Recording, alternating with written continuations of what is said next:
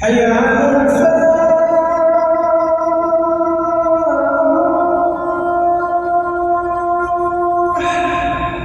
ہم موجود ہیں مسجد قبلتین کے پاس۔ آج ہم آپ کو مسجد قبلتین کی زیارت کروائیں گے، اس کی تاریخ بتائیں گے کہ جو دو قبیلوں کے درمیان صلح کرنے والی حدیث شریف ہے وہ ٹھیک ہے، لیکن وہ یہاں کے حوالے سے نہیں ہے۔ بات آتی ہے کہ پھر یہ مسجد پھر مشہور کیوں ہے دو قبلوں کے حوالے سے، کی وجہ سے یہود جو ہے وہ عداوت پہ اتر آئے۔ اس کے بعد جو ہے ابو عامر الراہب اور کعب بن اشرف جو یہودی تھا، وہ جا کے مکہ المکرم میں ابو سفیان کو اس نے کہا کہ میں پیسے دوں گا، آپ جو ہے لشکر لے کے غزوہ احد جو ہوئی تھی۔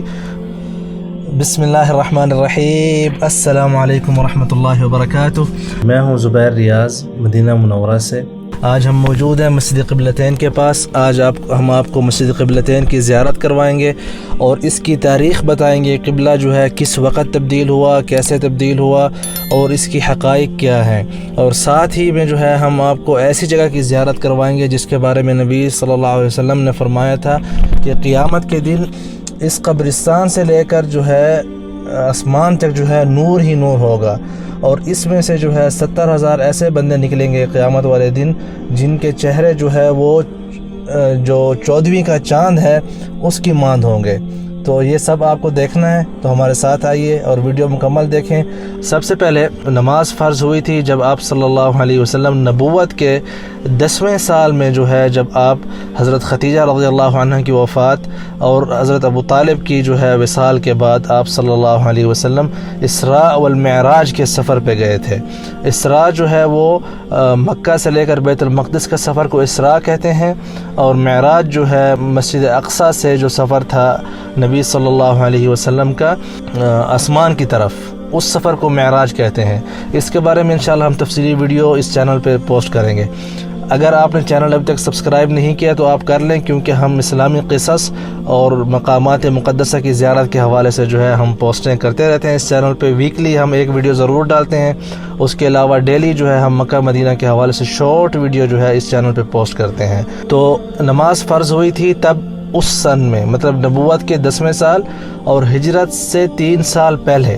تو نبی صلی اللہ علیہ وسلم مکہ میں، اور جو مسلمان تھے وہ 3 سال تک جو ہے مسجد الاقصی کی طرف منہ کر کے نماز پڑھتے رہے، اور پھر جب مدینہ منورہ تشریف لائے آپ صلی اللہ علیہ وسلم تو مسجد قباء کی تعمیر ہوئی، وہاں اس کا قبلہ بھی مسجد اقصی کی طرف تھا، اور اس کے بعد مسجد نبوی کی تعمیر ہوئی، اس کا قبلہ بھی مسجد اقصی کی طرف تھا۔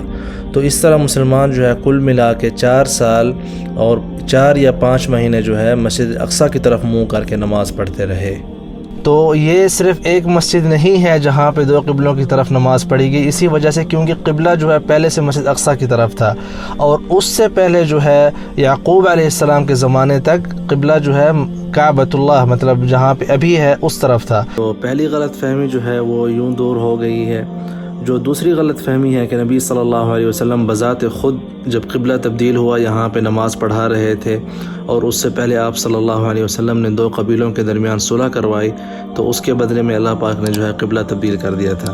یہ بات غلط ہے، کیونکہ اصل میں نبی صلی اللہ علیہ وسلم کی چاہت تھی، اور نبی صلی اللہ علیہ وسلم ہر نماز میں جو ہے مطلب اپنے دل ہی دل میں اللہ پاک سے دعا مانگتے تھے، اور چہرہ جو ہے آسمان کی طرف کرتے تھے کہ یا اللہ میرا قبلہ جو ہے، جو میرے دادے کا قبلہ تھا، میرے باپ دادے کا قبلہ تھا ابراہیم علیہ السلام اور اسماعیل علیہ السلام کا، مسجد الحرام کی طرف، یا اللہ وہی قبلہ جو ہے میری ہی امت کا ہو۔ جب یعقوب علیہ السلام جو کہ پوتے تھے ابراہیم علیہ السلام کے اور والد صاحب تھے یوسف علیہ السلام کے، ان کے زمانے میں جو ہے قبلہ تبدیل ہوا مسجد الحرام سے مسجد الاقصی کی طرف، تو اس لیے جو ہے نبی صلی اللہ علیہ وسلم کی چاہت ہوتی تھی کہ یا اللہ میرا بھی قبلہ تبدیل ہو جائے۔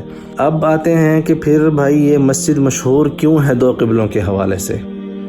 سب سے پہلے جو ہے اگر ہم اس کے بارے میں بات کرنے سے پہلے ہم اگر یہ آیات غور سے پڑھ لیں جس کے بارے میں اللہ پاک نے قرآن شریف میں ذکر فرمایا ہے، پورے 2 صفحات اترے ہیں، دوسرے پارے کے پہلے 2 صفحات، سَيَقُولُ السُّفَهَاءُ مِنَ النَّاسِ مَا وَلَّاهُمْ عَنْ قِبْلَتِهِمُ الَّتِي كَانُوا عَلَيْهَا۔ ہم صرف پہلی اس آیت کا جو ہے تجزیہ کر لیتے ہیں۔